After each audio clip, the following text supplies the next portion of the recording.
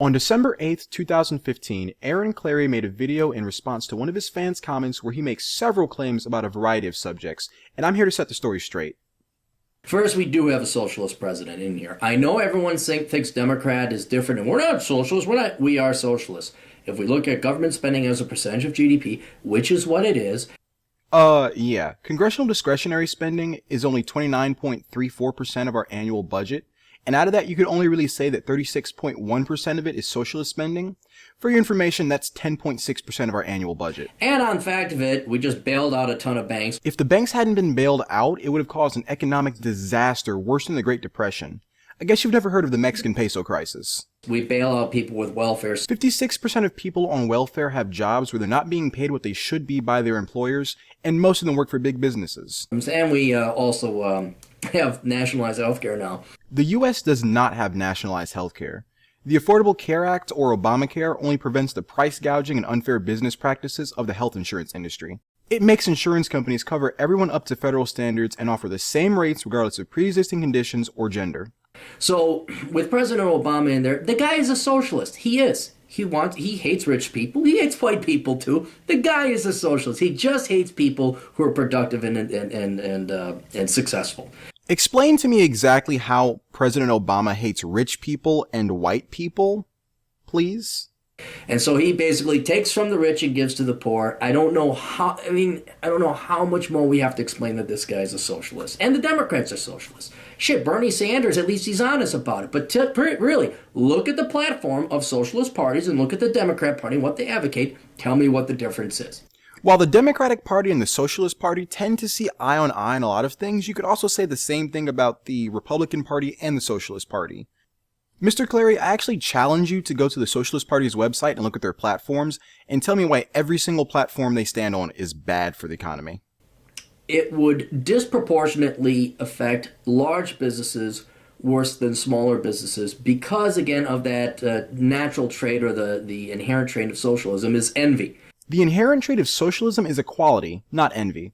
The Socialist Party believes that people should be being paid proper wages and that people who work for big businesses should have a say in how those businesses are run. Workers' unions are 100% socialist, and again, you would have a very, very hard time in saying that workers' unions are bad for the economy. There is a bigotry against large corporations. We're against large and successful. And the Democrats, I truly do believe, think they are for the smaller type businesses. They'd prefer to see a small business grow than a large one, even though a large one would bring large economic benefits to the people. Actually, big businesses hurt the economy, and this can be summed up in a phrase called the Walmart effect.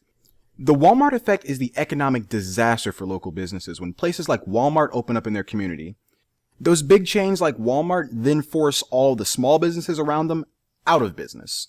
Some kind of, you look at all these racist laws about how you have to hire a certain amount of minorities, you have to have affirmative action, all this other stuff. You have a certain amount of people. There are no laws that say you have to hire a certain amount of minorities. Affirmative action says, and I quote, "Discrimination because of race, creed, color, or national origin is contrary to the constitutional principles and policies of the United States. It just means that businesses have to hire or decline people of all races based on the same requirements." Over a certain amount, more than employees of a certain amount. So the bigger you get, the more regulations you run into, and the smaller you are, the less you run into. So there are these natural things that, because of the law, the code, compliance, regulations, it's going to be easier being a small business, and you will not incur the total wrath of the socialists. The number of regulations a business has doesn't depend on its size, but what field it's in. Let's look at companies like the meat company Purdue and PetSmart. PetSmart has $7.1 billion in annual revenue and 53,000 employees, while Purdue has $63 billion in annual revenue and 19,000 employees. PetSmart is without a doubt the bigger company, but which one do you think has more regulations? Even when they think they're trying to help people, they fuck it up. Okay? The best thing that governments can do is leave businesses alone. And that's just not in the nature of socialists and Democrats when it comes to big or small businesses. They're going to want to regulate. They're going to want to take a look at your carbon emissions. They're going to want to say, well, you can't use this product, you can't use those. You can use these, but you can't use those. I mean, my God, forget if you ever wanted to become a auto manufacturer in this country, given all the amount of regulations and EPA standards and all that, and it just wouldn't happen. Government regulations are really important. The FDA exists so that the food you feed your family isn't filled with potentially fatal diseases, and so that pharmaceutical companies can't push untested drugs onto the market that may have terrible side effects for the user. There have been a lot of mass recalls recently because of big business funded politicians removing regulations on how things can be made, handled, or processed.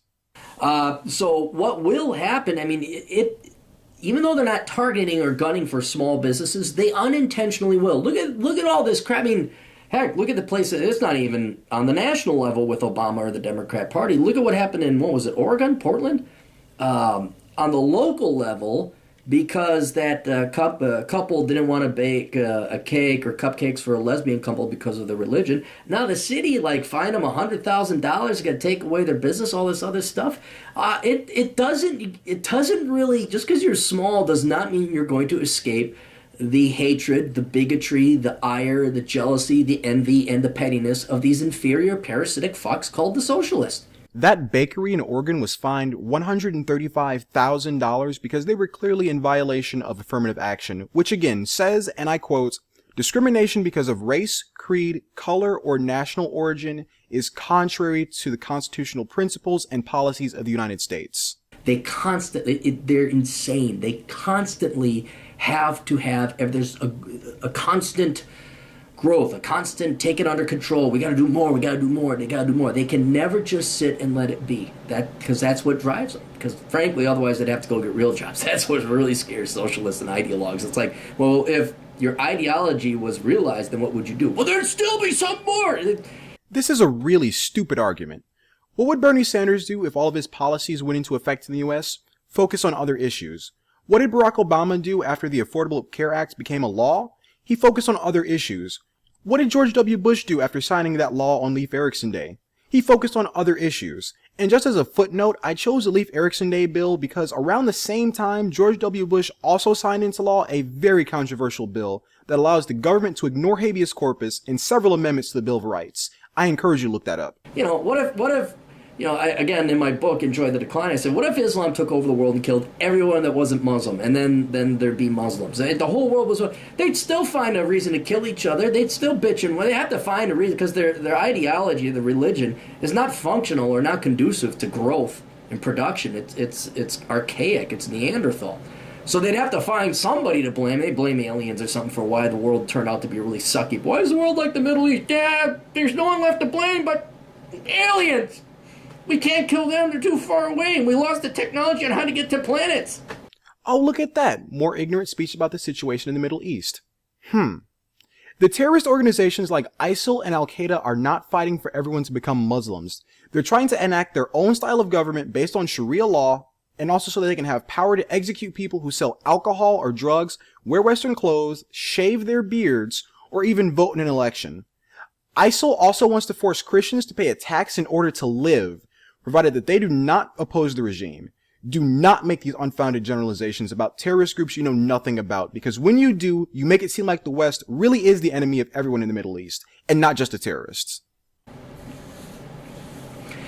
So it won't stop, it won't relent. Would a business owner be punished for making money? Hell yeah. I mean, right off the tax base, the tax law alone, doesn't matter how small your business is, if it's profitable enough, you're paying more.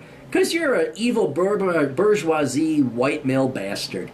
Everyone pays more in taxes proportional to how much they make. When you make more, you get taxed more up to a certain cap. And again, the issue is not that we want businesses to be taxed more, but that bigger businesses do not pay their fair share in taxes. Let's look at a company like Verizon, who in 2012 paid literally $0 in taxes. In that same year, Verizon also reported a profit of $1.7 billion. Verizon's total revenue for 2012 was $6.6 billion. Verizon should have paid taxes equal to around $595 million, and instead, Verizon paid nothing.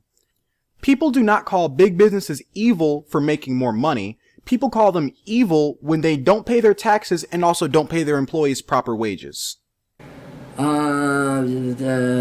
cents. So yeah, that's my 2 cents. Yeah, I mean, it's good. It's not going to be as bad because of, one, codified law and regulation, small businesses flying under the radar. 2, there is what I believe to be an inherent bias towards favoring smaller businesses over larger ones. But But dude, you gotta realize these idiots you're dealing with. I remember, I think it came into play. Dividend taxes were just set between short and long term. And I think it was Obama that came in and says, well, for example, dividend taxes, we could have a scaled income, where depending on how much you earn and what your total income is, you pay increasing percentages of your dividends, basically making a progressive income dividend tax. It's like, you know what? Fuckface, do you even think about like the amount of regulation and the increased costs this is going to slow down our economy by, and how much more we got to spend on accounting to figure out a progressive dividend tax? Do you not know what dividends are? Dividends are what shareholders get paid just for being shareholders. It is money that they will make at the end of the day, regardless of what they do. I could buy 500 shares of some stock with a dividend payout of 10 cents and get paid $50 at the end of every fiscal quarter for as long as I live, as long as I hold on to those stocks. These are like super versions of capital gains, because at least with capital gains, you had to do something to make that money. I mean, it's stuff like that. Obama has never worked a real job in his life, and I'm not saying this to insult the man. It's true. He's not an adult. He has never worked a real job. He hails from rich money from his grandma, and he's just been like, nonprofit, politician, wrote some books, because that's what we're going to do. Barack Obama has worked plenty of real jobs. Most people only know about his job as a community organizer, but he's also worked in Baskin-Robbins in 1975 as a teenager. He had a summer job as a deli clerk while in college. He worked at a gift shop the summer after his freshman year. In his book, Dreams of My Father, he talks about how he worked as a construction worker in Manhattan and even as a telemarketer for the New York Times. Obama has worked plenty of jobs.